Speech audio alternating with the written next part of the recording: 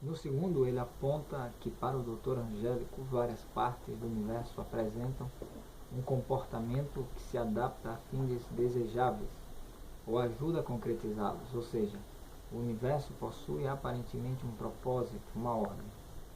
Como tais elementos materiais não possuem consciência própria para se ordenarem propositadamente, algum ser inteligente deve ter, por conseguinte, ordenado as coisas dessa forma conveniente.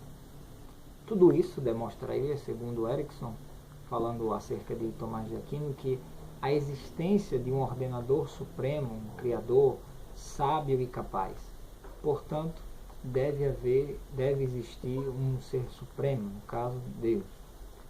A seguir, este pós-doutor pela Universidade de Munique, na Alemanha, discorre sobre a posição filosófica de Immanuel Kant em A Crítica da Razão Prática, onde o filósofo teria visto alguns aspectos da natureza humana como sendo revelação de Deus. É um argumento antropológico.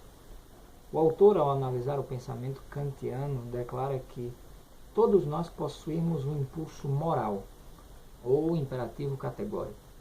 Entretanto, a obediência a esses impulsos, traduzida num comportamento moral, nem sempre é bem compensada nessa vida. Ser bom nem sempre adianta. Nesse caso, por que alguém deveria ser moral? Deve haver alguma base para a ética e a moralidade. Algum tipo de prêmio que, por sua vez, envolva vários fatores, a imortalidade, uma alma que não morra, um tempo futuro de julgamento e um Deus que estabeleça e sustente os valores e que premie o bem ou que castigue o mal. Assim, a ordem moral, em contraste com a ordem natural, segundo Kant, exigiria a existência de um Deus. Miller e J. Erickson identifica também no Proslogium de Anselmo a base para um possível argumento ontológico. Segundo Erickson, o pensamento deste monge beneditino baseava-se na ideia de que Deus seria o maior de todos os seres concebíveis. Ora, na medida em que um ser que não existe não pode ser o maior de todos os seres concebíveis, pois o ser inexistente de nossa concepção poderia ser maior caso possuísse o atributo da existência, sendo assim, por definição, é preciso que Deus exista, segundo Erickson, a interpretação de Anselmo. Erickson observa no pensamento lucano dois outros textos que lidam com a questão da revelação geral. No primeiro, Atos dos Apóstolos, capítulo 14, do 15 ao 17, ele declara que o ministério apostólico de Paulo e Barnabé em Listra teria sido confundido como sendo uma visitação dos deuses pagãos. Por sua vez, os apóstolos tiveram que dissuadir o povo dessa ideia. O argumento paulino para tal foi de que, embora Deus tenha permitido que os gentios trilhassem seus próprios caminhos, havia testemunhado de si próprio para todas as nações, operando bem, proporcionando chuvas e estações frutíferas e enchendo-lhes o coração de alimento e de alegria. O argumento parece dizer respeito ao testemunho de Deus acerca de si mesmo, por meio da natureza e talvez até mais, da história.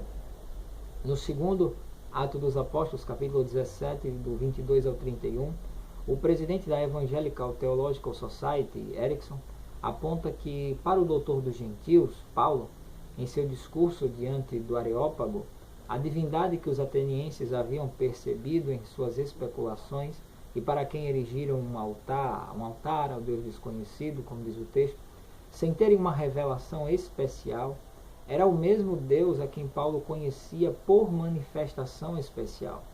Além disso, o apóstolo faz menção a um poeta ateniense, no versículo 28, demonstrando que um pagão tinha sido capaz de chegar a uma verdade espiritual sem necessariamente ter recebido uma revelação especial de Deus, o que levanta a questão da possibilidade de uma teologia natural.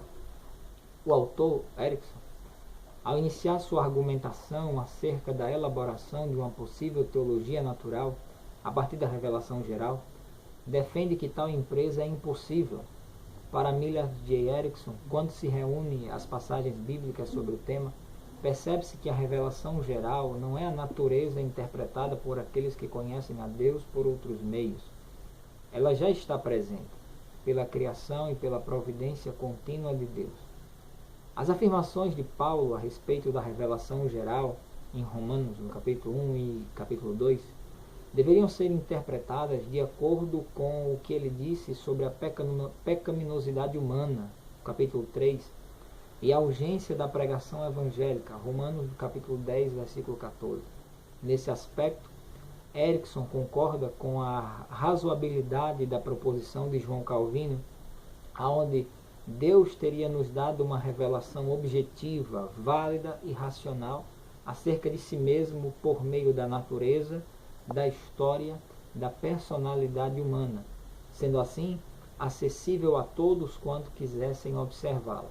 Para ele, Calvino teria feito uma analogia entre a condição do pecador e das pessoas com problemas visuais, ou seja, carentes dos óculos da fé.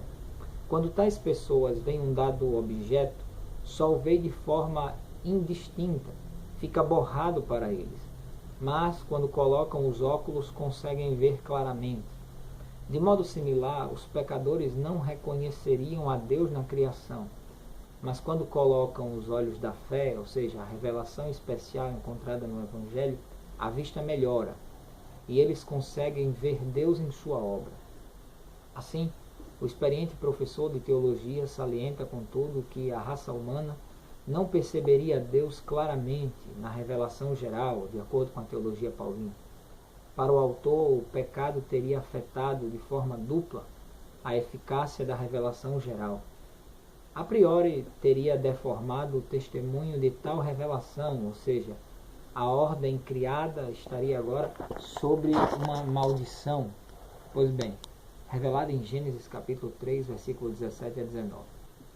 Na visão paulina, a criação teria ficado sujeita à futilidade e estaria aguardando a sua libertação, o que resultaria num testemunho um tanto quanto distorcido. A posteriori, ou seja, o efeito do pecado teria afetado o próprio entendimento humano. Assim, o homem não teria mais capacidade de ver a Deus na criação. Neste ponto discordamos de Miller e J. Erickson, pois a declaração paulina é de que as coisas invisíveis claramente se veem pelas coisas que estão criadas. Ou seja, o que está em jogo aqui não é a capacidade humana de ver a divindade.